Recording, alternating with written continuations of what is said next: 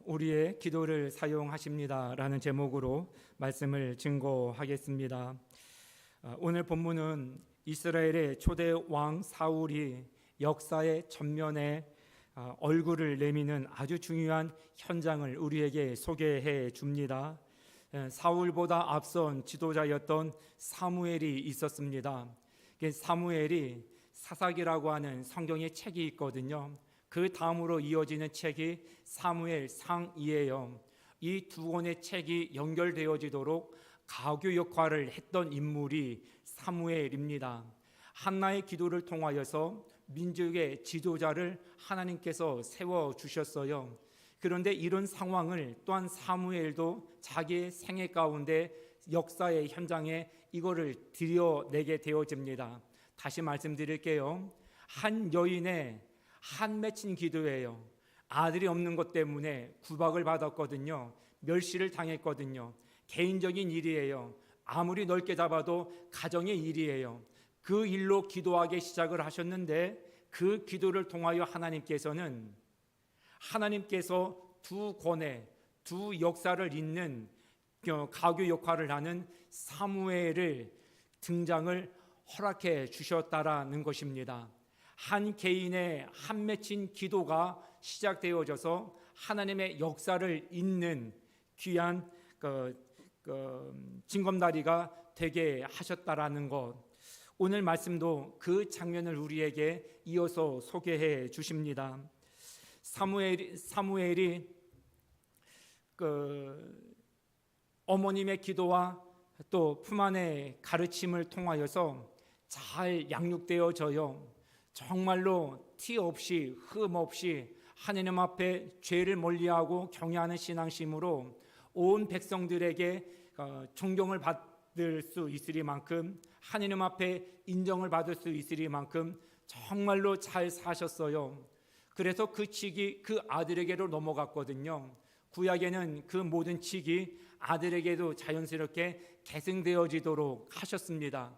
그런데 그 아들들이 아버지처럼 살지를 못한 거예요. 그 위치, 그 직임은 그대로 이어받았는데 아버지의 신앙심과 인품을 물려받지를 못한 거예요. 그래서 아버지의 직 위에서 아버지는 그렇게 하지 않았는데 뇌물을 받기 시작을 한 거예요. 그래서 사람들이 예배를 드리려 오려고 그러면 자꾸 검은 돈이라고 그러잖아요. 자꾸 그런 것들을 이야기를 요구를 해서 사람들에게 신임을 잃게 되어집니다. 이 상황을 통하여서 이스라엘 백성들이 조금은 이것을 빌미로 반역에 가까운 제안을 사무엘에게 하는 거예요. 그 제안이 뭐냐면 이렇게 말씀이 소개되어집니다. 이스라엘 모든 장로가 모여 라마에 있는 사무엘에게 나아가서 그에게 이르되 보소서 당신은 늙고 당신의 아들들은 당신의 행위를 따르지 아니하니 모든 나라와 같이 우리에게 왕을 세워 우리를 다스리게 하소서 한지라. 그들의 요구는 당신의 아들이 이와 같이 되어지니 우리의 지도자가 될 수 없고 우리에게 이참에 새로운 왕을 세워달라, 그 얘기입니다. 사실상 하나님께서 기뻐하시는 제안은 아니에요. 하나님은 하나님께서 왕 되시는 나라, 하나님께서 왕 되시고 이스라엘 백성들은 그 나라의 백성이 되기를 원하셨는데 하나님 왕 되기를 이스라엘 백성들이 공개적으로 거부하는 제안이기 때문에 그래요. 하나님이 왕이시다라는 거 우리가 알겠다. 그런데 보이는 왕도 필요하니 왕을 우리에게도 세워달라 요청을 한 것이에요. 그리고 이것이 사무엘에게 마지막 소명이 되어 버립니다. 그래서 이젠 사무엘에게는 고민이 하나 생기기 시작을 한 거예요. 지금처럼 하나님의 사람을 여러 후보들을 딱 세워놓고 선거를 통해서 뽑을 수 있는 방법도 없고요. 그런 제도가 그때는 없었기 때문에요. 그렇다고 해서 아들이 못난 거잖아요. 아들이 잘못해서 이런 요구 조건이 생긴 거니까 사무엘 입장에서는 이 직을 소명을 감당하기에도 떳떳하지 못한 거예요. 그러니까 어떤 방법으로 왕을 세워야 될지 이제 고민에 빠진 상황을 이제 전제로 오늘 상황이 이제 전개가 되어집니다. 오늘 본문을 통하여서 하나님께서 어떻게 큰 그림을 그려나가고 계시는지, 사실상 하나님의 큰 그림은 사무엘의 이런 고민에서부터 시작되어진다 볼 수 있어요. 그리고 하나님의 큰 그림의 역사를 이루시는 데 있어서 오늘 말씀을 통해서 우리는 우리 사사로운 개인의 기도를 하나님께서 어떻게 사용하시는지도 한번 살펴보려고 그럽니다. 앞서 말씀을 드렸던 것처럼 한나의 지극히 개인적인 기도를 민족의 지도자를 준비해 나가시는 것으로 응답하셨던 하나님의 과정들을 오늘도 살펴보면서 우리 개개인들의 기도, 이것을 하나님께서 어떻게 사용하실지 그 모든 방편들을 함께 나누길 원합니다. 사무엘상 9장 1절 말씀이에요. 베냐민 지파의 기스라 이름하는 유력한 사람이 있으니 그는 아비멜의 아들이요 수룰의 손자요 베고라스의 증손이요 아비야의 현손이요 베냐민 사람이라. 기스라는 사람을 소개해 주고요, 기스라는 사람이 베냐민 지파에 속한 사람이라는 것을 소개를 해주고 있어요. 기스가 등장하는데 기스가 동장하는 이유는 사울의 아버지이기 때문에 그렇습니다. 그러니까 그를 유력한 사람이라고 표현하고 있는데요, 다시 말씀드리면 재력가 이런 얘기입니다. 3절 말씀에 보면 사울의 아버지 기스가 암나귀들을 잃고 그의 아들 사울에게 이르되 너는 일어나 한 사원을 데리고 가서 암나귀들을 찾으라 하매, 사울의 집에 그 부자였다라는 증거가 암나귀가 있었다라는 것이에요. 그런데 이 암나귀를 잃어버린 것이에요. 그때 당시 암나귀가 왜 집안이 유력하고 재력이 있는 상징을 드러내는 것이냐 하면, 이제 우리나라도 이제 그럴 때가 있었잖아요. 저 어렸을 때만 해도 동네에 명절이나 어떤 큰 일이 있어서 차가 한 대라도 들어오면요 신기한 거예요. 그건 개인의 집에 차들이 별로 없었던 때였고요. 그 차가 있으면 부자네. 요즘은 이제 그 일이 무슨 일이야 이렇게 생각할 수 있겠지만 그때 당시만 해도 차 있는 집, 부잣집, 그리고 차가 등장하기 전에는요 그 집에 소가 있어 그런 부잣집, 이렇게 이제 이해들이 됐었지요. 그러니까 이때 당시 집에 암나귀가 있었다, 그리고 암나귀들이 있었다, 부잣집 중에 부잣집이었다라는 것을 알 수 있는 것이에요. 이것을 잃어버린 거예요. 아마 여러 마리를 잃어버린 것 같아요. 그래서 아버지 기스가 사울을 부른 거예요. 아들, 암나귀가 집을 나갔다. 늘 있는 일이었던 것 같아요. 자, 나가서 좀 다른 때와 마찬가지로 한번 좀 찾아와 봐라. 그리고 사원 한 사람을 데리고 이제 암나귀를 찾아 나선 것입니다. 암나귀를 이제 찾아 나서던 중에 시간이 너무 많이 지나는 것이죠. 우리 그 전에도 먼저 하나 또 살펴볼 것이요. 왜 베냐민 지파 사람의 사울을 거론하고 있는가예요. 당시 에브라임 지파와 유다 지파가 가장 큰 어떤 지도자가 등극하기에는 배경이 좋은 지파였었어요.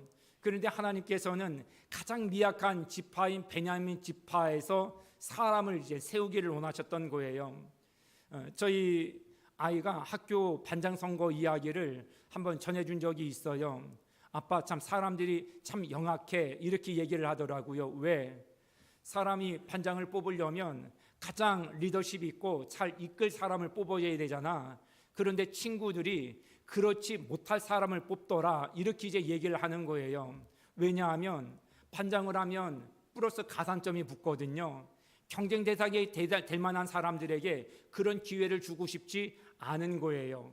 그러니까 저 사람 해도 나한테 별 문제가 되지 않아, 그럴 만한 사람을 뽑는다는 거예요. 우리 세계에서 유엔의 회원 국가가 많이 있잖아요. 그 특이한 특징이 있어요. 강대국에서 유엔 사무총장들이 나올 것 같잖아요. 다 면면을 이렇게 보면 약소 국가에서 지도자가 선출되어지더라는 거예요. 왜 그럴까요? 힘의 균형을 맞추기 위해서요. 서로 견제를 하는 거예요. AP 서로 양강구도인데 이쪽에서 사무총장이 나오면 힘의 균형이 급속도로 이쪽으로 쏠리는 것을 원치를 않는 거예요. 그래서 약소국에서 선출을 한다는 것이죠. 하나님도 그 힘의 균형을 맞추고 싶었던 것 같아요. 그래서 베냐민 지파에서 유력한 사람을 찾기를 원하셨던 것 같습니다. 어쨌든 암나귀를 찾기 위해서 사울이 사환을 데리고 나간 거예요. 성경에 보니까요, 에브라임 산지, 그리고 살리사, 사알림, 그리고 숲 땅에까지 이르렀다. 그런데 이 거리를 어느 분이 계산을 해놨는데요, 이 거리가 일방 통행으로 40km예요. 거기까지 갔다가 집에까지 오려면 왕복 80km예요. 상당한 거리예요. 그 암나귀를 찾겠다고 80km 거리를 찾아 헤매였다라는 것이에요. 그런데 다닐 때마다 붙었던 성경에 수식어가 있어요. 찾지 못했고 없었고 두루 다녀 보았으나. 온 데를 다 찾아다녔는데 없는 거예요. 사울이요, 하나님께서 하나님의 사람을 찾으실 때 어떤 면면을 보시느냐 하면 정말로 지극히 작은 일에 성실한 사람을 봐요. 내가 맡겨진 일이 지극히 나귀 한 마리를 찾는 일에 불과한 일이지만 그 일에 진심을 다하는 거예요. 아니 그냥 대충 어디 가서 시간 때우다가 들어가서 아버지 찾아봤는데 그냥 없던데요, 이래도 되잖아요. 그런데 그렇게 하지를 않아요. 요셉도 그랬잖아요. 심부름을 참 잘했어요. 심부름 갔다가 애굽으로 노예로 팔려가게 된 거예요. 그런데 그 심부름 진액감을 염두에 두고 갔던 장소에 형들이 없었어요. 그런데 거기에서 16km나 되는 더 먼 거리까지 소수문해서 형들의 안부를 묻기 위해서 찾아 나선 거예요. 심부름에 이렇게 진심인 사람 있습니까? 그 길도 상당한 거리인데 갔는데 아버지 없던데요 해도 무엇 하나 누가 뭐라고 나무라 할 수 있겠습니까? 그런데 더 하는 거예요. 심부름에 진심인 사람. 다윗도 마찬가지예요. 아버지가 심부름을 보내요. 블레셋과 전쟁이 있어요. 형들의 안부가 궁금하니까 가서 떡하고 양식거리를 몇 가지 이렇게 쌓아주시면서 형들의 안부를 묻고 와달라. 심부름 차원에서 그 전장터에 갔다가 골리앗과 싸움이 벌어지게 되어진 거예요. 그 일로 20년 가까이 얼마나 다윗의 길이 험난했는지 몰라요. 사울도 마찬가지예요. 아버지 심부름을 잘하는 거예요. 우리 자녀들 함께 예배 참석했는데요, 부모님들이 심부름 시키시면 심부름 잘 하실 수 있기를 바라요. 사람의 됨됨이는요, 큰 사람이 되고 난 다음에 인품이 세워지는 게 아니라 지극히 작은 일이요, 왜 자꾸 나한테만 시켜? 이렇게 하지 말고 어떤 일이든지 간에 읽으라 하면 읽고, 가라 하면 가고, 서라 하면 서고, 하라면 하고, 하지 말라면 하지 말고 그 일을 잘 하는 거예요. 부모님 말씀에 청종하는 데서부터 순종의 인품을 배우는 거예요. 그러면서 점점 마음의 도량이 커지면 사람이 커지는 것이거든요. 심부름 잘하는 우리 자녀들 다 될 수 있기를 바라요. 심부름 잘하다가 사울처럼, 요셉처럼, 그리고 다윗처럼 하나님의 역사에 개입되어지는 기회를 만나게 되어지는 우리 자녀들 다 될 수 있기를 바랍니다. 그리고 우리 부모님들도 심부름 시키실 때 하나님 이 심부름을 계기로 우리 자녀들 인생 하나님께 메인받게 해주세요. 그렇게 축복하면서 하루하루를 관계를 맺어 나가시면 좋겠다 싶어요. 어쨌든 40km요, 왕복 80km 되어지는 거리를 배회하는 거예요. 그 나귀 이제 찾아보겠다고요. 그래서 이제 어느 상황까지 이르게 되느냐 하면, 이제 나귀는 고사하고 밤 늦게까지 이 상황이 되어지고 시간이 너무 지체되어져서 나귀 염려는 고사하고 이제 우리를 걱정하시겠다. 사울이 이제 그런 마음을 갖게 되어져요. 그래서 집 나간 자식들이 걱정될까 염려되어져서 이제는 우리 돌아가야 되겠다. 암나귀는 이제 다음에 다시 찾기로 하고 부모님의 염려가 우리 때문에 깊어지기 전에 우리 돌아가야 되겠다. 그렇게 사환에게 이야기를 해요. 그런데 사환이 이렇게 제안을 해요. 이 사환의 이 제안을 들으면서 어떤 생각을 하느냐면요, 우리 인생길이 어디를 가느냐 중요해요. 어떤 목적을 가지고 가느냐 중요해요. 왜 가느냐 이유와 근거도 중요해요. 그런데 또 간과할 수 없는 것이요, 우리가 누구와 함께 그 길을 걸어가느냐도 굉장히 중요해요. 성경은 이거를 우리에게 정말로 중요한 가치로 말씀을 해주셔요. 누구와 함께 동행하느냐, 이 사환을 보면 그 중요성을 알 수 있게 되어지는데요. 사환이 이렇게 제안을 합니다. 그가 대답하되 보소서, 이 성읍에 하나님의 사람이 있는데 존경을 받는 사람이라. 그가 말한 것은 반드시 다 응하나니 그리로 가사이다. 그가 혹 우리가 갈 길을 가르쳐 줄까 하나이다 하는지라. 주인 아들은 돌아가자 하는데 그 사환은 소문을 통해서 듣기를 이 지역에 하나님의 사람이 있다라는 거예요. 그 사람에게 물으면 알려주더라 하는 정보를 알고 있는 거예요. 그러니까 우리도 이왕 늦긴 늦었지만 하나님의 사람인 그 사무엘에게 한번 가봅시다 제안을 하는 것이에요. 이 지역에 이르는 곳이 라마라는 곳이에요. 마지막 지역이 숲이라고 하는 지역인데요, 이 숲이 라마라는 그 지역 영내에 있었던 것이죠. 엘가나의 고향 사무엘의 아버지 라마다임 소빔에 있었다고 성경이 기록해 주고 있는데 이 지역에 사무엘이 살고 있었다라는 것이에요. 이 둘이 나귀를 찾으러 나갔다가 라마까지 이르게 되어지고 라마의 고향으로 적을 두고 살고 있는 사무엘이 있는 데까지 이르게 되어진 것이에요. 이때 당시 사무엘은 선지자로 불려지기 또 했더랬어요. 뚜렷한 직함이 있었던 적은 없었는데요. 그래서 사환은 하나님의 사람 이렇게 표현을 합니다. 하나님의 기막힌 섭리가 아닐 수 없어요. 개인적인 일로 나귀를 찾아 나섰다가 하나님의 사람 사무엘을 만나게 되어지는 하나님의 역사의 대화 드라마가 이제 본격적으로 펼쳐지는 그런 상황이 이르게 되어진 것입니다. 사울이 그의 사환에게 이르되 우리가 가면 그 사람에게 무엇을 드리겠느냐? 우리 주머니에 먹을 것이 다하였으니 하나님의 사람에게 드릴 예물이 없도다. 무엇이 있느냐? 예의 차원에서요, 뇌물이나 대가성 어떤 선물을 얘기하는 게 아니라 어떻든 외부인으로서 누군가를 찾아뵐 때 빈손으로 갈 수는 없지, 이런 마음으로까지 이제 준비를 하고 사무엘에게 찾아뵙겠다고 이제 함께 노력을 하는 것이에요. 사랑하는 성도 여러분,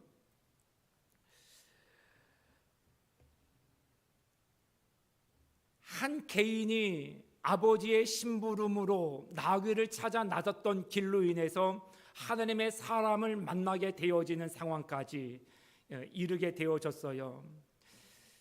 그래서 사무엘에게 가는 여정에 우물을 길러 나오는 여인들을 만나요. 그래서 우리가 사무엘을 만나러 왔는데 어찌하면 만날 수 있을까? 여인이 일러주기를, 마침 사무엘이 예배를 드리기 위해서 준비하기 위해서 막 오른 상황입니다. 지금 급히 올라가면 사무엘을 만날 수 있을 것입니다. 그런데 성경은요, 이 장면을 이렇게 소개해주고 있습니다. 사울이 오기 전날에 여호와께서 사무엘에게 알게 하여 이르시되 내일 이맘때에 내가 베냐민 땅에서 한 사람을 내게로 보내리니 너는 그에게 기름을 부어 내 백성 이스라엘의 지도자로 삼으라. 사울은 심부름으로 이웃까지 온 거고요. 사무엘의 고민은 뭐였다고요? 아들이 불량해서 자기 왕의 요구 조건으로 왕을 세워야 되는 상황이에요. 이 고민이 아직 풀리지 않은 상황인데요, 하나님께서 자기의 소임인 예배를 집례하는 일에 충실하고 있었을 때에 하나님께서 환상으로 보여주신 거예요. 내일 이맘때에 사울이라는 사람이 찾아올 거야 알고 있었다라는 것이에요. 그리고 기다리고 있다가 만나는 거예요. 그런데 이 만남이 어떤 배경을 두고 있느냐면요, 성경 말씀이 9장 16절 말씀이에요. 그가 내 백성을 블레셋 사람의 손에서 구원하리라. 내 백성의 부르짖음이 내게 상달되었으므로 내가 그들을 돌보았느니라. 이스라엘 백성들은 또 다로 별개로 기도하고 있었던 거예요. 블레셋의 압제가 너무 혹독하여서 하나님 우리를 이 손에서 건져주십시오. 그들의 기도에 응하기 위하셔서 하나님께서는 사울을 나귀를 찾아 그것을 빌미로 사무엘을 만나도록 하셨고, 사무엘은 왕을 세워야 될 고민에 빠졌는데 예배를 드리던 중에 그 문제를 자연스럽게 풀게 되어지는 상황에 모든 것들이 함께 어우러지게 되어졌다라는 것이에요. 사실 우리가 기도를 드릴 때 거창한 것으로 기도를 드리지 않잖아요. 우리의 사사로운 것들, 우리의 일상의 소주제들을 가지고 하나님께 우리는 기도를 드려요. 우리 일전에 그 말씀 한번 나누면서 은혜를 받았던 적이 있었는데요.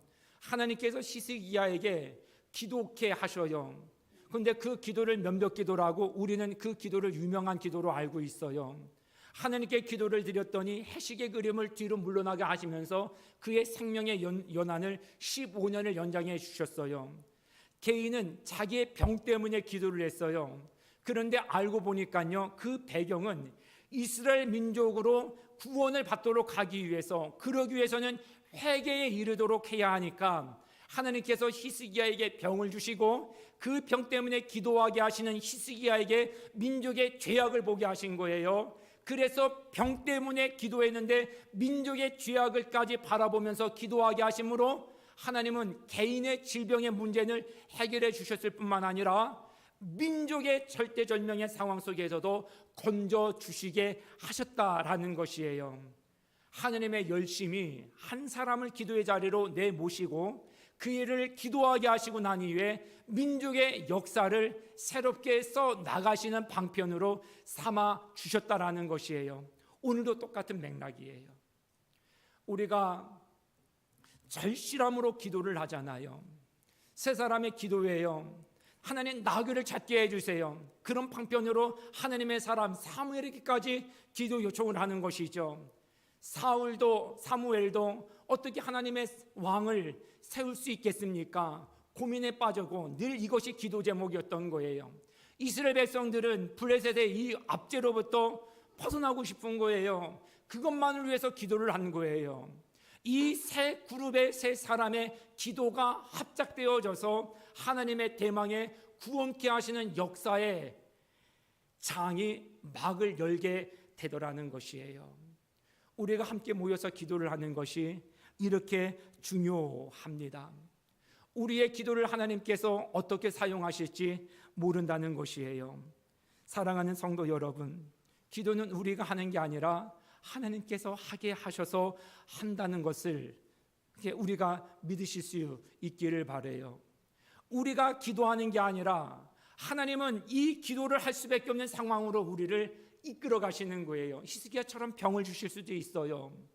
우리의 재물을 바닥까지 하나님께서 다 쓸어 가실 수도 있어요. 우리의 모든 일들이 잘 진행되지 않도록 하실 수도 있어요. 이유는요, 그것을 통하여서 기도하도록 하시기 위해서, 그걸 통하여서 기도하게 하시는 이유는 그것만을 위해서가 아니라 그것을 넘어 하나님께서 기도하는 우리를 통하여서 하나님께서 하길 원하시는 무엇인가가 예비되어져 있음을 보도록 하시기 위함이라는 거예요.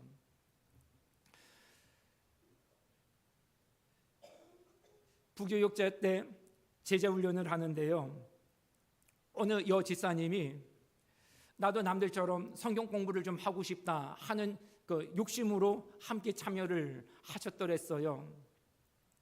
사실상 그분이 가정에도 자녀들하고 너무 청년 문제도 많고 남편과도 이게 사내 못 사니 지금 그런 상황이었고, 그래서 조금 제자훈련 한다니까 집사님들하고 어울려서 그냥 성경 공부 좀 해보면서 좀 마음의 짐이라도 좀 공동체 쪽으로 좀 옮겨볼까, 이제 그런 상황으로 공부를 시작을 하셨더랬습니다. 이게 2년 과정이거든요. 이렇게 녹록지 않은 과정이에요. 그런데 이 과정이 그 지사님이 참여하면서 그 목적으로 참여하신 건데요. 이게 수업을 이렇게 과정을 밟아 나가면서 정말 놀라운 일이 생겨나가기 시작하는 게요, 자녀들이 엄마 아빠가 사냐 못 사냐 그러니까 자녀들이 공부하는데 집중이 안 되잖아요. 그래서 자꾸 가면 또 갈등이 깊어지는 거예요. 소통이 잘 안 되니까. 자녀들은 그런 엄마 아빠가 늘 못마땅하고 불만족스러운 거예요. 그런 부모님에게 귀를 기울이고 순종적일 수는 없지 않겠습니까? 그러니까 부부 관계도 굉장히 껄끄럽고요. 부모 자녀 관계도 존경이고 신뢰고 사랑이고 이런 게 깨진 지 오래된 상황이었던 것이에요. 과제가 좀 많았더랬어요. 성경을 읽고 큐티하고 그걸 또 다 일일이 기록을 하고 그 시간들이 거의 매주 한두 시간씩 그 일에 집중을 해야만 할 수 있는 과정이에요. 놀라운 일은 이거예요. 자녀들과의 엄마의 관계가 회복되기 시작을 하는 거예요. 그때는 남편이 별거 중이었었어요. 자녀들이 성적이 오르가기 시작하는 거예요. 이게 2월 달에 시작되어지는 과정이거든요. 중간고사, 기말고사, 다음 학기 중간고사, 기말고사 네 번째 시험에서 반에서 1등을 했어요. 남매인데 두 자녀가 둘 다 1등을 했어요. 엄마가 공부하는 모습이 자신들에게 안정감을 준다는 거예요. 엄마가 성경을 보고 묵상하고 큐티하고 그 가운데 나누신 하나님 주시는 은혜를 경험하면서 자녀들에게 소통이 가능해지는 거예요. 예민하고 남편과의 여러 가지 스트레스를 아이들에게 쏟아붓느라고 여념이 없었는데 하나님께서 말씀을 통해서 평강을 주시는 거예요. 그것이 자녀들에게 흘러가는 거예요. 그래서 자녀들도 본인들의 일에 집중할 수 있게 되어지는 거예요. 시간마다 드라마틱하게 이런 것들을 서로 나누는 거예요. 부부 관계는 어떻게 됐을까요? 잘 봉합되어졌어요. 사내 못 사내 그러는 상황에 어머님이 칠순을 앞두고 있었거든요. 그것까지 하고 난 다음에 칠순이 곧 남았으니까 그때까지 내 도리하고 우리 이제 도장 찍읍시다. 그런 상황이었었어요. 1년쯤 되어지고 칠순잔치를 하고 분기점을 맞이했는데 웬걸요? 싹 가셨어요. 가정에 행복이 찾아들기 시작하고 얼마나 하나님 앞에 감사하는 일들이 벌어지게 되어지는지 몰라요. 저는 그래서 확신해요. 여러분들이 말씀을 붙잡고 씨름하면 자녀들이 안정감을 느껴요. 여러분들 자꾸 말씀 보고 예배하고 기도하면서도 마음이 좌불안석이면 자녀들도 그럴 수밖에 없어요. 하나님의 평강은 우리로 하여금 형식적인 것에 무엇인가가 채워지는 그것을 우리에게 주시려고 말씀하시는 게 아니에요. 저와 우리 성도님들의 내면의 변화예요. 속사람의 변화예요. 가치관의 변화예요. 우선순위가 바뀌는 거예요. 우리의 속사람이 바뀌어지고 인품과 우리의 성품이 달라지는 거예요. 대박 아닙니까? 마음 너무 지옥 같아서 그냥 성경 공부만 해 집사님들하고 조금 마음이라도 좀 지금 나눌 겸 그렇게 시작한 것이었는데 하나님은 그 이후에 이 과정에 하나님의 또 다른 이 가정에 써나가길 원하시는 예비하신 역사가 있으셨다라는 거예요. 우리가 기도를 하면 절실함으로 기도를 하잖아요. 절겁박함으로 기도를 하잖아요. 우리의 대부분은 이게 응답이 되느냐 안 되느냐 거기에 거의 국한되어져 있어요. 그리고 성경은 이거를 저급한 수준 낮은 기도로 또 평가절하하지도 않아요. 여러분들 기도할 마음이 있으시면 기도할 상황이 되시면 물불 가리지 말고 막 기도하세요. 일을 하시면서 눈 뜨고 일하시면서 기도하셔도 돼요. 운전하시다가 기도하셔도 돼요. 말씀 보시다가 기도하셔도 되고요. 이제 나중에 기회가 되어지면 말씀을 드리겠습니다만 시간마다 우리 성도님들 중에서도요. 이게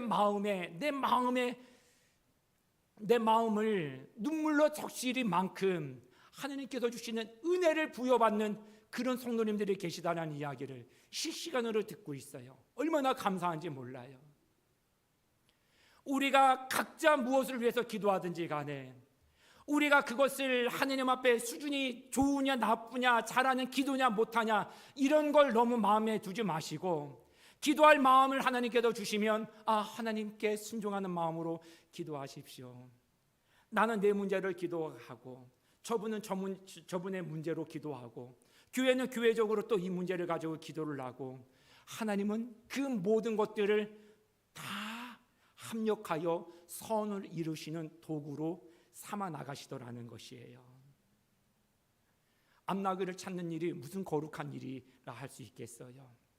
왕을 어떻게 세울까 고민하는 것이 어떤 하나님의 역사의 대장막을 장르를 열어간다 할 수 있겠어요?